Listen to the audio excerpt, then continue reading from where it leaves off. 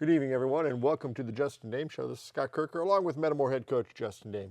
Coach, the last time we got together was right before the Jack Tosh, and you went up to Chicago and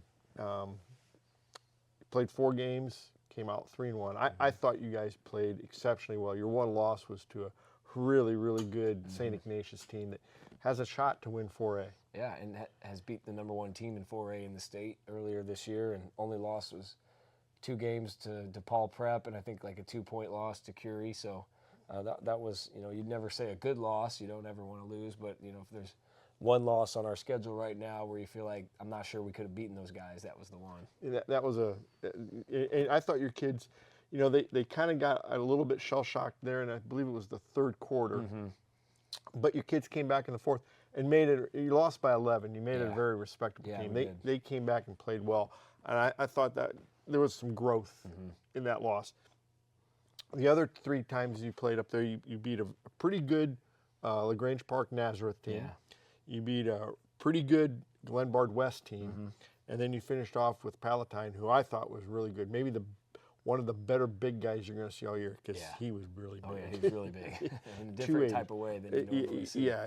He wasn't so. He was 6'4". Yeah. But he weighed 280. He's going to go to Illinois on a football scholarship, and he was a really solid player. Yeah, he was a really tough matchup. I think he scored 30 points on us the last bucket at the very end to give him 30, but he needed 34, 35, and we were trying to keep him under 30. We knew he could maybe get 30 on us. The strategy there was not let the other guys get much points, and they play really well off of him, and he passes it out when you double team or when you try to sit on the weak side to help. They do a good job moving the ball, and the idea was don't let the other guys get double figures, which we did, and they're going to struggle to score as many points as us. And I thought, you've gone up this third year now to go up there, and you got first, you got second, and then you didn't place this year, but I thought, for as young as you were against bigger schools, all 4A schools, I thought you played really well. It was every bit as impressive as those other teams that have gone up there and played for Metamore. And the team that knocked us out or beat us, stopped us from getting to the championship, was the team that won it all again. Right. So right.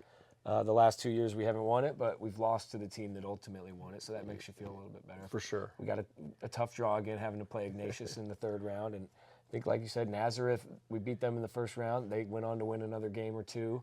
Glenbard West went on to win another game after won the 1st round game, lost to us, won their next game. So the teams that we beat the other teams that we didn't get to play. So I feel like we had a good week up there.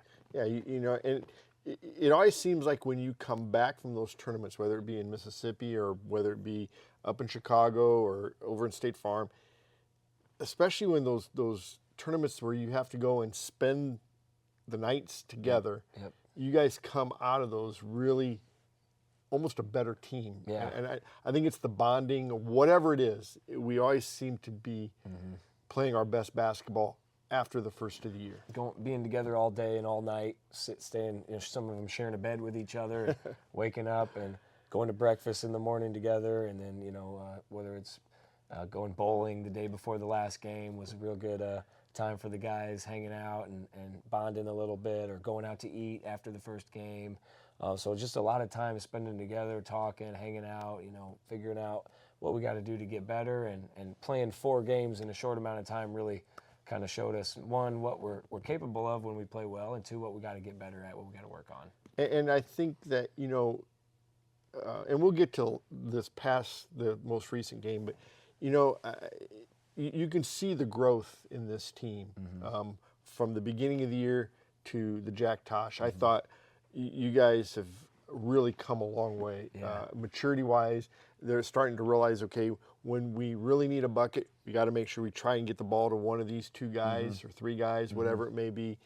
And they've done a really good job of that.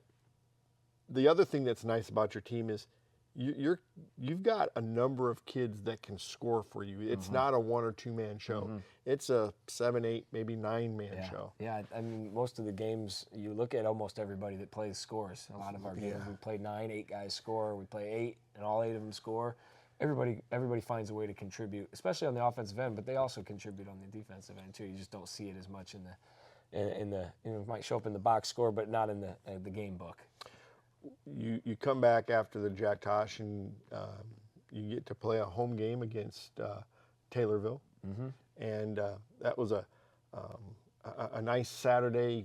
Finally, seemed like forever. It had been 2 weeks since you'd played Central at home. Yeah. They came in a scrappy team.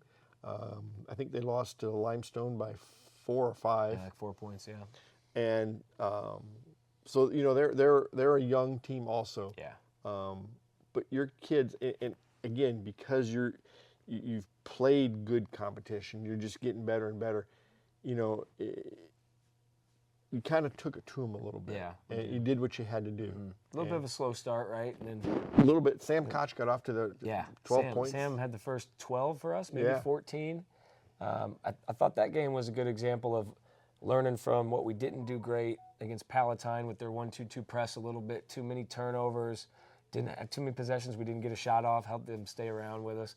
And Taylorville tried to run a little 1-2-2, and we did what we talked about doing better when we play those types of teams and try to score off of the press instead of just get it across safely. Like, let's attack it, let's be aggressive. And Sam got a couple easy layups early and some and ones, and we got found him for some great shots. So definitely, like you said, we benefited from playing in the Jack Tosh immediately. And you got a lot of kids in the game. You got a lot of kids that were able to score for you.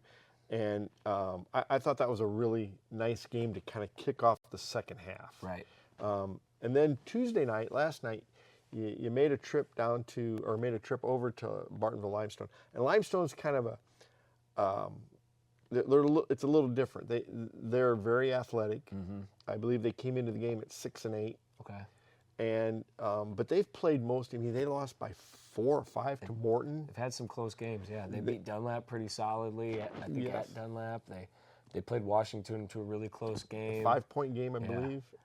So they're a very scrappy team. It's a blue-collar town over there in Bartonville. Those guys always play hard. They, if they get down, they never quit. They always play a little bit more physical and play with a chip on their shoulder. It's always, even no matter what Limestone's record is or place in the conference, you're always going to get a tough game against them. And they had so many guys that were long. I mean, that Cahoe was so long. Was he 6'7"? 6'6", but probably his wingspan's got to be 6'8", 6'9". Oh, at least, yeah. Number 5, Graham, who's a really nice player. He shoots some really tough fadeaway jumpers that just kind of silky smooth at times. Yep. He's 6'3", 6'4", but his wingspan looks like it's 6'6", something too. Yeah, they hung with you. It was a 23-23 game at halftime.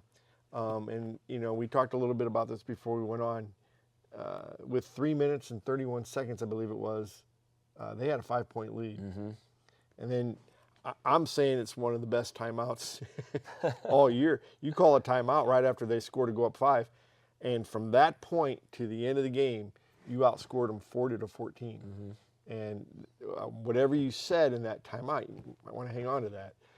That was a pretty solid timeout, and I just thought, your press has gotten to be really effective, and we just seem to really come to life on offense and defense when you put your press on. I wish I could say there was something I said in that timeout, like, hey, Zach Bourne, just go be awesome. And that's what he did. I didn't say that to him, but when you turn the press on and you just unleash Zach Bourne, he's like a dog on a leash just waiting to get off and go chase somebody, and that's what he does. He chases the ball around, and we get some traps and get some loose balls, because Limestone was trying to really slow the game down. They were just tempoing us and slowing it down and holding the ball a little bit, and unfortunately, you don't get a lot of closely guarded 5 seconds anymore, so we had to get up and try to pressure him and try to change things up a little bit. And whenever Zach's in there, you got a lot of confidence that he's going to make a play. He did on both ends. I think he had a career high 14 points. It was everywhere on offense and defense, getting rebounds, cutting to the rim, getting steals, walling up, getting rebounds on both ends, taking the ball coast to coast, hitting guys with passes. Like, he did a little bit of everything. He was a super Zach last night. He was really, really good last night, and he's been really good for you this whole year. I thought Brady Jones had a great game for you with 24, 25. 21, and limited minutes with foul trouble, too, in both halves. Had to sit him a few minutes in the first half, and then sat him for 5, 6, maybe more minutes in the second half after he picked up his fourth foul. And I thought Logan Vasquez had an outstanding game. I think he had 10. Okay. Had very few turnovers. One of the turnovers, I thought he got just crushed. Yeah, a couple times he did. Didn't Yeah, and but maybe he had 3 turnovers and and he didn't really come out. He played, I think, the he? I entire. think he played the whole game. Yeah, I think you pulled him out in the first half, right before the end of the first quarter. Give him a short little break there. I Yeah. think he had 1 foul, and we were trying to foul there the last 20 seconds, so we didn't want Logan to pick up a second foul in the first half. But you know, I think he maybe missed 1 free throw.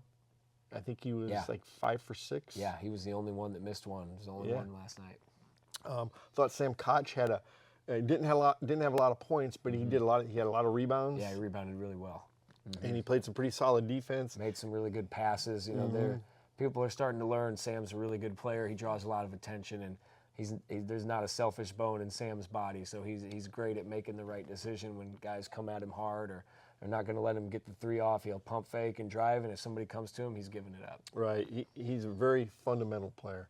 You know, and then Gavin Geyer is Gavin Geyer. He when you have to pull Brady Jones out, he ends up taking their big guy. He did a great job. And he did a great job. And you know, we were talking about it last night on air.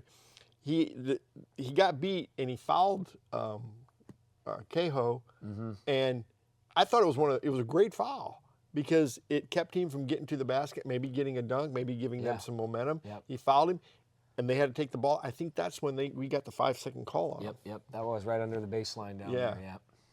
So I mean, you've got some kids right now that are playing really good basketball, very heady basketball, and it's really nice to see. And no matter who you put in, and it just seems like you just keep bringing kids off the bench. You know, Ashton Taylor you bring off the bench, and Cam Beekman you bring off the bench, along with your other guys, Morrison, who again last night had a really solid game for you. They did. And of course Zach Bourne, and you know it's nice to know that if somebody's just not playing or having a good game, you can still bring them in, because we haven't even mentioned Briggs Busey, who had 1 point with like 4 minutes to go in the ballgame. He ended up with 7 because he got to shoot. Knocked down some free throws. Coast to coast, got a layup there, and had another one taken away. He had a layup, but they called the foul on the ground, which I think the previous game happened to him twice. He had 2 layups they took away with foul before the shot. So he's had a little bit of a bad luck and hasn't shot it as well the last game or two. So, but we know what he's capable of. So it's great when he's having an off night that Zach can pick him up or Brady can pick him up, and those guys combine for, you know, what was it, 35 points. It's pretty good. That's pretty solid. And you know he's going to at some point catch fire again and get you a 16, 18 point ball game for you. Yeah, definitely. Why don't we take a break? When we come back, we'll talk about your upcoming games. Welcome back. Coach, you sit at 12-4. You're 3-2 in the Mid-Atlantic Conference. Got a big one coming up Friday night against East Peoria at East Peoria. They're coming off 2 losses. They're going to be hungry, but those are the first 2 games in like 2 weeks for them. And they come off, it's 2 big games. They played Morton last night on Tuesday night. They lost, and now they play us. That's got to be a tough stretch of the schedule for them. Yeah, no, definitely the 3 toughest games of the season for them for sure. They're finding some things out about themselves. Obviously, I wish they'd have won a game or 2 coming into this one. You never want to play a really good team after they've lost several in a row, but it'll be a good challenge for us playing on the road at their place against some really good players. For sure, but I got this feeling that you're a little bit seasoned. I think Al McGuire said the best thing about a freshman is and they become sophomores. They become sophomores, but that's kind of how your kids they're sophomores. Yep. But they're freshmen when it comes to varsity basketball, and I think your kids are almost juniors now. It's funny you say that. That's what the Palatine coach told me before the game. He's like, the great thing about sophomores is they all become juniors. And guys are starting to play like juniors right now, aren't they? Yeah. You're over halfway through your sophomore year. You got half a season of varsity experience now, and some juniors don't have that. So, you're no more excuses for the youth, and we've been playing some really good ball at times. We still got some things that we can get better at for sure. When you got 15, 16-year-olds, there's a lot of things you can get better at, obviously. But we're taking baby steps, and every game we learn a little bit more and find a few things that we can get better at. Then you get on a bus on Saturday, probably around, 10, 9? 8 a.m. because there's a JV game at 11:30. Oh, so you're going to take, you're going to get on a bus and travel down to St. Joe's, Ogden, and play Mohammed Seymour. Yep. And the distance is going to be the challenge. Yeah. Mohammed Seymour is going to be a challenge. Yeah. They're a pretty solid team. I believe they got votes in the most recent rankings. Okay. I believe they got some votes. Okay. But I think, what are they, about 8-4? Yeah, something like that. I was thinking maybe 9-4. Might be, yeah. Played in the State Farm Classic, almost beat Normal Community, who won the whole thing. They're a tough team. They got one really good high-scoring guard that all of the State Farm Classic games, he had 36 in one game and 28 in another game. He takes a lot of shots, and now they got one guard who's out for the season, got hurt in football. So he's kind of carrying the scoring load for him right now. He's a really good player, and having no days to practice and a very, very short turnaround with a 1:30 game, we're not going to have a lot of time to, watch much film on them, and just got to go out there and play. It'll be like the Jack Tosh games. For sure, and that just makes you better. But this has been this week is it's a little bit of a challenge for you, and that's what you want. And you've been challenged in the conference and out of the conference. But from here on out, you've got some tough games coming up. You got Morton at home yet. You still got Washington at home. Yep. You've got East Peoria Friday night and East Peoria at our place. Yep. So there's some challenges. I believe Springfield High comes. Springfield High is a very good team. They got third place at Pekin. They beat Washington. They beat Simeon. We got Yorkville Christian coming to our place, who's I think top 5 in 2A right now. Has a Division I point guard. So a really bunch of good games coming up this month. Coach, congratulations. Nice job. Thanks so much. We'll let you get going here because I know you got a practice coming. That's right. But congratulations on a good start to the season. There's a lot more wins out there for you, though. Yes, sir. We'll let you go. That'll do it for the Justin Dehm Show. We'll see you Friday night in East Peoria.